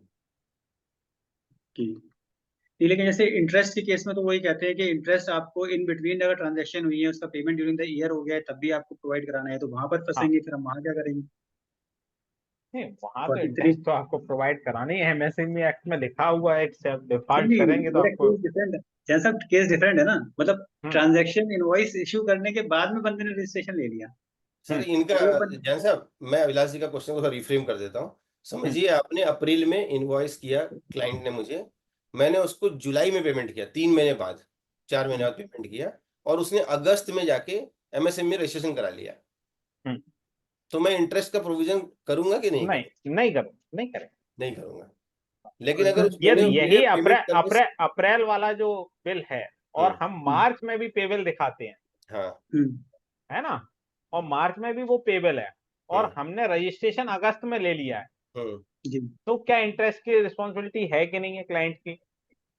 है, क्योंकि वो एट द एंड तो डिफॉल्ट है ही, पेमेंट नहीं किया तो इंटरेस्ट की लायबिलिटी है ही, सर है वो ना। तो 43BH के लिए है ना, हाँ कि आपको जो पेबल था वो आपने पे नहीं किया, इंटरेस्ट तो ड्यूरिंग द ईयर भी लग जाता है, हाँ, वो ड्यूरिंग द ईयर लग जाता तो है, ड्यूरिंग द ईयर में अगर उसने लेट किया तब भी लग जाएगा। बिल्कुल। तो ये और सर जैसे अभिलाष जी उसी हिसाब से एडजस्ट, मतलब आप देख के चलिएगा। और अच्छा। ये बड़ा चैलेंज है कि ट्रांजैक्शन डेट पे वो रजिस्टर्ड था, बाद में रजिस्टर्ड हुआ, ये बहुत चैलेंज रहेगा। अच्छा, और जैसे सर ट्रेडर्स हैं, ये तो अपने उससे बाहर ही हैं, हम्म, एम्बेड से ही बाहर हैं, तो ट्रेडर्स के केस में फिर हम लोग को इंटरेस्ट की भी कुछ नहीं करनी ना प्रोविजन? नहीं, बस, thank you sir, thank you for your suggestion. Thank you sir.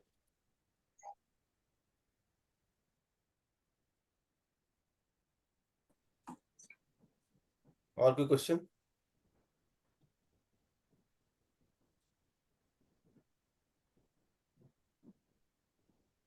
Sumit ji? Hi sir, C Ankur Singhal this side. जी अंकुर जी, हो गया। सर अभी आपने कहा ट्रेडर के केस में हमें इंटरेस्ट का प्रोविजन नहीं करना, बट अगर ट्रेडर एमएसएमई में रजिस्टर्ड है तो उस केस में तो इंटरेस्ट का प्रोविजन करना पड़ेगा sir, as per MSME act. No, तो 43BH एप्लीकेबल नहीं होगा, बट एमएसएमई एक्ट तो एप्लीकेबल होगा ना सर? सर जो ट्रेडर को जो रजिस्ट्रेशन कराया जा रहा है एमएसएमई में, या जो पहले भी किया गया है, that is only for the purpose of priority lending,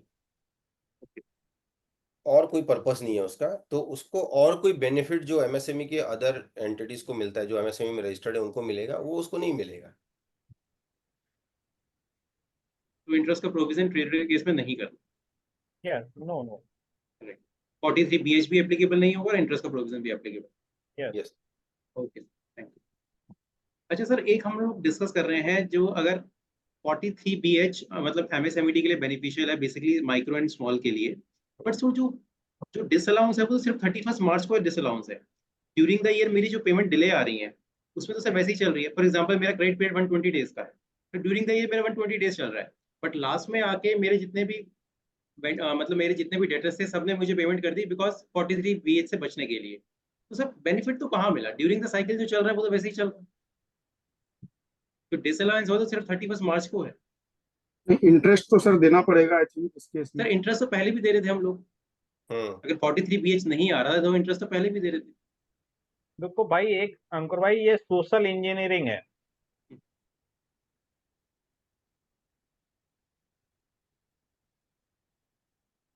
हाँ सर, बोलिए बोलिए बोलिए बोलिए सर।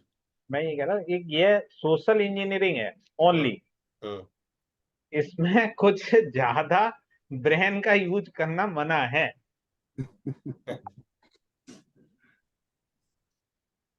क्योंकि जैसा लिखा है वैसा ही पढ़ो।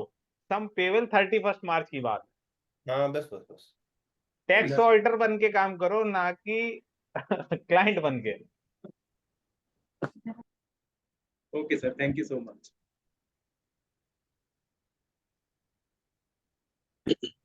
सर एक क्वेश्चन मरा है जी मृत्युंजय जी। इसमें। एक क्वेश्चन ये है कि हमने पूरे साल अपना प्रोविजन नहीं किया, इंटरेस्ट का प्रोविजन करा ही नहीं बुक्स में, और ईयर एंड में एज ए ऑडिटर हमने पकड़ा भाई ये आपने ड्यूरिंग द ईयर डिले करा था। 45 दिन की जगह 50 दिन में दिया, 60 दिन में दिया, 65 दिन में दिया, 3 टाइम आपको इंटरेस्ट का देना है। उसने नॉर्मल इंटरेस्ट कुछ कुछ केस में नॉर्मल पेमेंट कर दिया और कुछ केस में इंटरेस्ट का पेमेंट कर दिया, जिसमें इंटरेस्ट का प्रोविजन और होना था 4 दिन का, 10 दिन का, 15 दिन का, 1 महीने का। अब कैलकुलेशन निकाला और हमने कहा इंटरेस्ट का पेमेंट करिए। क्लाइंट ने एग्री भी कर गया। अब उसने इंटरेस्ट का टीडीएस तो काटा नहीं। टीडीएस की कंप्लायंस तो मंथली बेस पे होती है। डिफॉल्टर है, डिसअलाउंस है, वो कहता है जी डिसअलाउंस है, मैं पेमेंट ही नहीं करना चाहता, मैं तो विद इंटरेस्ट के साथ पेमेंट कर रहा हूँ, डिसअलाउंस तो मेरा है ही। नॉन कंप्लायंस की चक्कर में क्या होगा मेरा? डिसअलाउ डिसअलाउ तो है ही पहले ही। वो अपनी इनकम में दिखाए, क्योंकि इंटरेस्ट पे जब आप पेमेंट करते हैं तो इंटरेस्ट पे भी टीडीएस करता है 10%। उसने काट ही नहीं रहा, सामने वाला इनकम में लेगा और ये वाला वो देगा। तो ये नॉन कंप्लायंस के इधर से एक नॉन कंप्लायंस हुई, सामने वाला इनकम में ले रहा है नहीं ले रहा, इधर वाला आपका पेमेंट कर रहा है नहीं कर रहा, कैलकुलेशन प्रॉपर हो रहा है नहीं हो रहा। यहाँ पर एक एज ए ऑडिटर भी एक रेस्पॉन्सिबिलिटी होती है। 1 लाख रुपए की पेनल्टी है भाई नॉन कंप्लायंस करने पर, गलत रिपोर्ट देने पर भी है। जब हम 43BH में हम सर्कुलर देंगे तो वहां पे भी आएगा, हम जब XBRL फाइल करेंगे वहां पे भी आएगा। तो ये एक डुअल रेस्पॉन्सिबिलिटी है। और मंथली हम कंप्लायंस नहीं कर रहे, क्योंकि हम जब कहते हैं कि कोई डिफॉल्टर तो नहीं है तो वो हमारा कारों की रिपोर्टिंग में भी आएगा। तो ये एक थोड़ा सा असमंजस सी स्थिति आ जाती है। तो इस पर थोड़ा सा प्रकाश डालें तो अच्छा लगेगा। जी सर। जैन सर मैं कर लूँ? हाँ यार। सो मृत्युंजय जी, 2-3 चीज़ है। आपने बिल्कुल सही कहा कि अगर कोई नॉन कंप्लायंस है तो रिपोर्ट को क्वालिफाई करना है, कारों में लिखना है, वो एज ए स्टैट्यूटरी आपकी रिस्पॉन्सिबिलिटी है। वो पहले भी थी, उसमें कोई चेंज नहीं है। इम्पॉर्टेंट चीज़ आपका ये पॉइंट था कि जो इंटरेस्ट मैं पे कर रहा हूँ उसका डिसअलाउंस वो वैसे भी डिसअलाउ होगा, उसके ऊपर टीडीएस काटने की रिस्पॉन्सिबिलिटी आपकी बनती है कि नहीं बनती है, ये एक आपका पॉइंट था। तो 194 का जो सेक्शन है ए, आई थिंक जो है इंटरेस्ट की बात करता है, जी जी जी। वो कहता है interest payable. So interest payable मेरा, if the SSC is liable to pay interest, कौन सा जिसके ऊपर मैंने इंटरेस्ट को डिफाइन किया इन्होंने section 228 under bracket 228 capital A में, जिसमें इन्होंने ये बोला कि आपको इंटरेस्ट मीन्स मनी बोरोड और डेट इनकर्ड। सो क्या ये मेरा मनी बोरोड या डेट इनकर्ड में फॉल करता है कि नहीं करता है? तो टीडीएस काटने का लायबिलिटी मेरे हिसाब से इस ट्रांजैक्शन के ऊपर नहीं बनता है। ये प्रोविजन इसके ऊपर मैं इंटरेस्ट इसलिए कर रहा हूँ क्योंकि मैं स्टैचुरी गाइडेंस है मेरे ऊपर, इसलिए मैं इसका इंटरेस्ट कैलकुलेशन कर रहा हूँ। और ये पूरा इंटरेस्ट डिसअलाउ होगा, तो इसका 40AI में कोई कोई लेना देना नहीं है।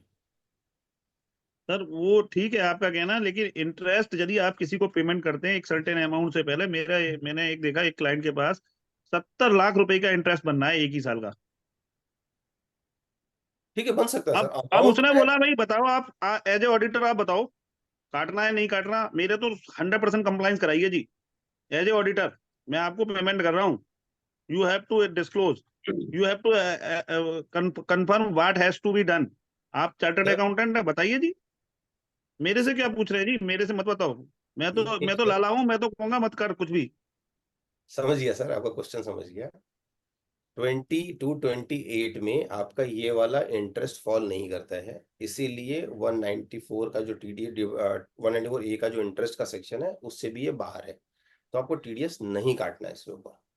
तो इसमें हम लिख के दे सकते हैं क्लाइंट को, वो कहते हैं लिख के दे दीजिए, कल को problem I you will be liable.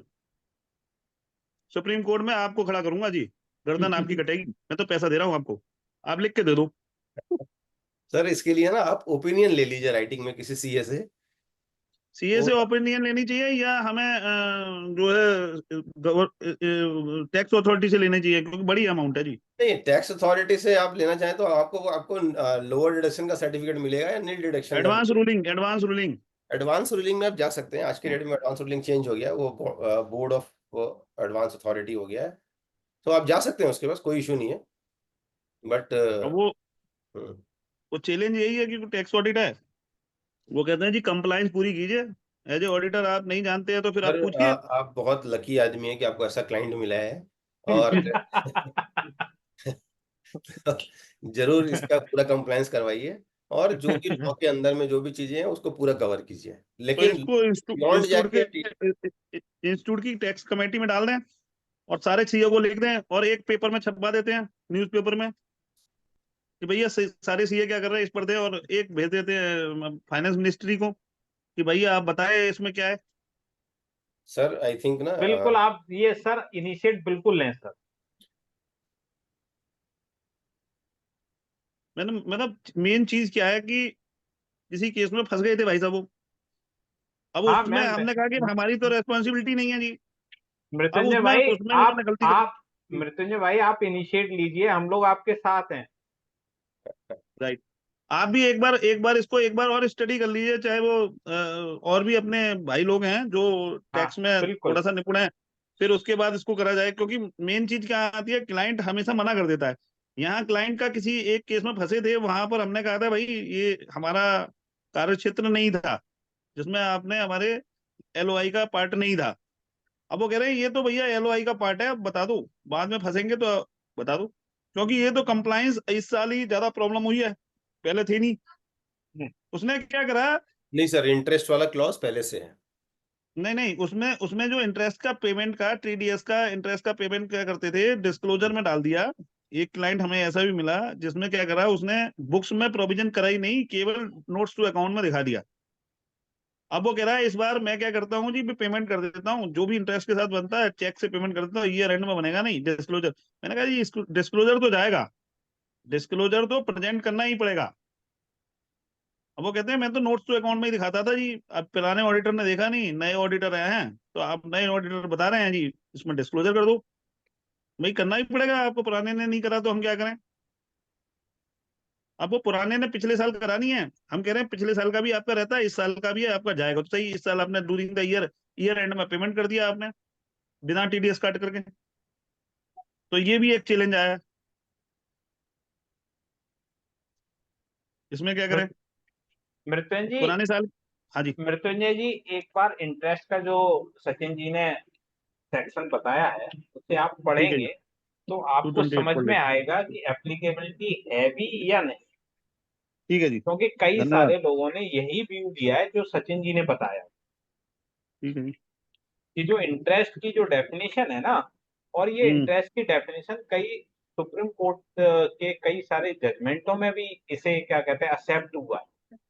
ठीक है जी, तो फिर तो है ना, ओके, तो रूलिंग की तरह से इसीलिए होगा। मेरा ओपिनियन यही है कि आप सचिन जी की जो बात सचिन जी ने बात रखी है ना इंटरेस्ट वाली अपनी, वो जी बिल्कुल जी, ठीक है। मेरा ओपिनियन यही है कि आप एक बार इंटरेस्ट के उस प्रोविजन को रिव्यू करें, और ठीक शायद है जी, मुझे लग रहा है कि आप जो अपना व्यू बना रहे हैं शायद वो चेंज हो जाएगा। एक बार आप इंटरेस्ट ठीक, की जो डेफिनेशन है उसे पढ़ें।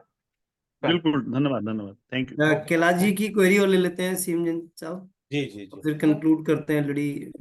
आज जन्माष्टमी है तो आई होप सभी को निकलना है कृष्ण सर जन्मोत्सव के लिए। एनजीओ पे कैलाश जी। एनजीओ पे लगेगा कि नहीं लगेगा ये? एनजीओ वैसे पे उस पर तो टैक्स ऑडिट होता ही नहीं है, सॉरी। राइट। नहीं, सर उसका भी टैक्स ऑडिट है, 10B है। उसको टैक्स ऑडिट नहीं बोलते ना। नहीं, उसकी बिजनेस वाली इनकम पे क्यों नहीं लगेगा? हाँ सही है। बिल्कुल लगेगा। हाँ। और 43BH चाहे टैक्स ऑडिट होता है या नहीं, टैक्स ऑडिट हो रहा है तो आप रिपोर्ट कर रहे हैं, हाँ लेकिन ऐसा नहीं कि उसका ऑडिट नहीं हो रहा तो नॉन कंप्लायंस कर दे तो 43BH नहीं लगेगा, ऐसा नहीं है। तो ये क्या अभी उसमें एमएसएमई में ये क्या सर्विस इंडस्ट्री में फॉल करता है कौन? ये एनजीओ? तो सर एनजीओ को डिसाइड करना है कि वो क्या काम कर रहे हैं। अब जैसे जैसे महिला महिला गृह उद्योग लिज्जत पापड़ है, हाँ जी, वो हाँ जी। मेजर मैन्युफैक्चरर, वो मैन्युफैक्चर कर रहे हैं। हम्म। कोई कोई रेड क्रॉस सोसाइटी है, वो सर्विस दे रहा है, तो डिपेंड करता है कि वो एक्चुअली में क्या एक्टिविटी कर रहे हैं। कर क्या रहे हैं। उस पर डिपेंड करता है। ठीक, थैंक यू। जैन साहब एक सर क्वेरी सारिका जैन जी एक की आई क्वेरी, थिंक। सुमित सर एक मेरी क्वेरी है, अंकुर जैन अंकुर बोल रहा जी क्विकली, यस प्लीज। हूँ। हाँ जी। सचिन सर, ये एमएसएमएडी एक्ट के सेक्शन 2N में एक क्लॉज है जहाँ पे सप्लायर में इंक्लूड किया गया है ट्रेडर को भी। हम्म मतलब अगर अभी हम डिस्कशन कर रहे थे, जैसे ट्रेडर को एक्सक्लूड करते हैं, हम्म यहाँ पे ये क्लॉज कहता है any company, cooperative society, trust और body engage in selling goods produced by micro or small enterprise and rendering services which are provided by such enterprise. These are also included under definition of supplier. तो sir इस पे क्या view है, मतलब इसमें कौन से ट्रेडर्स को हम एक्सक्लूड कर रहे हैं और कौन से को नहीं कर रहे हैं? सर प्योर ट्रेडर जो होते हैं ना वो कवर्ड नहीं है इसमें। मैन्युफैक्चरिंग करके अगर आप कुछ बेच रहे हैं तो आप मैन्युफैक्चरर हैं, अगर आप सर्विस प्रोवाइड ठीक कर है, रहे हैं तो आप सर्विस प्रोवाइडर हैं, लेकिन आप प्योर ट्रेडर हैं अगर ठीक कि है। आप मैंने अपने माल खरीदा माल बेचा हाँ, तो बट वो। इसमें जैसे ये कह रहा है कि अगर मैं किसी, मतलब जो मुझे समझ में आया कि अगर मैं किसी एमएसएमई रजिस्टर्ड मैन्युफैक्चरर से परचेज करके आगे बेच रहा हूँ, हम्म मैं वैसे तो मैं ट्रेडर हो गया, हम्म लेकिन इवन तो मेरे पास रजिस्ट्रेशन भी नहीं है तो भी मैं सप्लायर की डेफिनेशन में कवर हो जाता हूँ हम्म इस क्लॉज के हिसाब से। अच्छा, तो एक बार सीएम जैन साहब शायद कुछ ऐड कर पाए, मैंने तो उसको इस एंगल से देखा नहीं है। जैन साहब। हाँ जी सर। हम्म टू अंकुर एन भाई। सर हाँ टू जी। एन को रेफर कर रहे हैं। जी जैन साहब। हेलो अंकुर भाई, जब हम पढ़ते हैं हाँ जी सर। 43BH को, तो वो पहली लाइन लिखता जी है sir. Any sum payable by assessee. तो यहाँ पर असेसी की डेफिनेशन ऑल असेसी से, नो ठीक है। बाइफर्केशन। जब लेकिन हम पेमेंट करते हैं तब वो डेफिनेशन पढ़ते हैं micro and small enterprise, okay. beyond the time limit specified in section 15 of micro small and medium enterprises development act 2006। और इसके एक्सप्लेनेशन 4 में ई और जी एक्सप्लेनेशन दी है माइक्रो एंटरप्राइजेस कौन से होंगे और स्मॉल एंटरप्राइजेस कौन से होंगे। और एमएसएमई ठीक है। एक्ट में स्पेसिफिकली जो ट्रेडर की जो उद्योग आधार है आयत आपने देखा हो, तो उसमें स्पेसिफिक लिख के आता है कि ये फॉर द लैंडिंग पर्पज जी जी जी। है ना। तो मेरा व्यू तो यही है कि जो जिस सप्लायर, जो कि हमारा सप्लायर मैन्युफैक्चरर है या सर्विस प्रोवाइडर है, उसी केस को हम कवर्ड करें। ठीक। राइट सर, ठीक है अंकुर सर, जी thank you. Thank you. Jain साहब एक क्वेरी सारिका जी की थी, वो आई थिंक कवर हो गई। Payable amount would be disallowed with GST और without GST? Without GST. Without GST, that is correct. So at the end of the session, I once again मैं कहूँगा कि बड़ा अच्छा डिस्कशन रहा जिसमें बहुत सारे इश्यूज एड्रेस हुए, कैसे रिपोर्टिंग करनी है, क्या कैसे समझेंगे इस क्लॉज को। Apart from this, one request to each one of you कि कोई सजेशन हो for the next fourth programs के लिए, वेबिनार के लिए, तो जरूर बताएं। और एक हमारा 2 सितंबर को CASA is celebrating 15th foundation day at Crystal banquet Nirman Vihar. So physical programs है, whosoever in Delhi can join. So I request everyone to participate in this historical event, 15th foundation day of this CASA. So every team members is joining, and I request everyone to join. Apart from this, the topic concern, कोई Sachin ji at the end कोई point add करना चाहेंगे before concluding today's session? So I think अगर मैं conclude करूँ तो मैं ये बोलूँगा as a auditor, so be careful while giving any qualification or any reporting. So और हमेशा अपना मास्क पहले पहनिए, तभी क्लाइंट को सर प्रोटेक्ट। फ्लाइट में जब भी जाते हैं तो क्या कहा जाता है, अनाउंसमेंट होती है कि पहले अपना ऑक्सीजन मास्क लगाएं दूसरों की सहायता करने से पहले। क्लाइंट को तो बचा ही लेंगे जैसे तैसे करके, लेकिन अगर हम लोग खुद फंस गए तो दिक्कत आएगी, इसलिए अपना रिपोर्टिंग बहुत डिलीजेंटली कीजिए और सही तरीके से कीजिए। सर रिपोर्टिंग की बात आई तो ऑडिट में सबसे बड़ा चैलेंज यही होता है कि हम ऑडिट में कोई भी लैप्सेस हैं, that is directly connected to the auditor, that is chartered accountant. So reporting part हमारा स्ट्रांग होना चाहिए, जिससे कि हम उसके सफिशिएंट अप्रोप्रिएट ऑडिट एविडेंस भी कलेक्ट करें और उसके रिगार्डिंग जहां पर जो पॉइंट डालना है उसे इनकॉर्पोरेट करें। Otherwise we will be in big trouble. जैसा कि हम देख रहे हैं कि आजकल इन्वेस्टिगेटर भी अपना रोल एक्टिवली प्ले कर रहे हैं, तो एज ए ऑडिटर हमें भी कहीं ना कहीं जागरूक होने की आवश्यकता है। Parul ji, you want to add closing remark?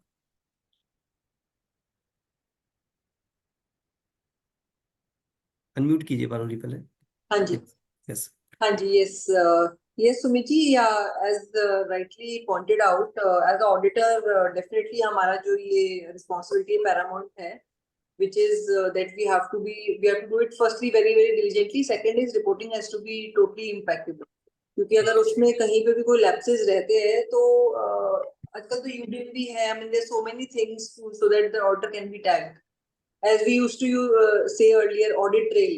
तो हमारा ऑडिट ट्रेल तो आपको पता ही है कि सबसे ज्यादा सीएस के ऊपर ही है। एंड आई थिंक ये वाले बड़े प्रोटेक्टिव सेक्शंस हैं, बड़े एंटी ऑडियंस वाले सेक्शंस हैं, तो ये वाले सेक्शंस को तो हमें वैसे भी काफी मतलब प्रमोट भी करना चाहिए, बिकॉज से क्या है कि एज अ इंडस्ट्री पेमेंट करने की हमें कहीं ना कहीं कई सीए फॉर्म्स भी एमएसएमई की कैटेगरी में है, स्मॉल माइक्रो की कैटेगरी में है, तो कहीं ना कहीं ये शिफ्ट ऑफ बिहेवियर को मतलब दिखाता है, दर्शाता है। ये वाला जो सेक्शन है ना 43BH, so ये जो है they are trying to protect the small industry, the small and micro MSME.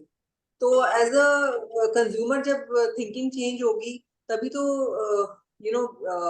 क्या कहते हैं, जब thinking change होगी तो कहीं ना कहीं सभी beneficiaries उसके रहेंगे, not just small and micro but even chartered accountants at large। तो हमें तो बिल्कुल propagate करना चाहिए, बिल्कुल protect करना चाहिए इसको, and as it is हमें इसको बहुत अच्छे से cover भी करना चाहिए। It's a very good initiative, I would say, at your end, कि आप इसको इस तरीके के नॉलेज अवेयरनेस के जो है ड्राइव्स चला रहे हैं, ताकि आज जब टैक्स ऑडिट की सीजन में जब इस सेक्शन की इतनी रेलेवेंस है तो हम इसके बारे में डिस्कस कर रहे हैं।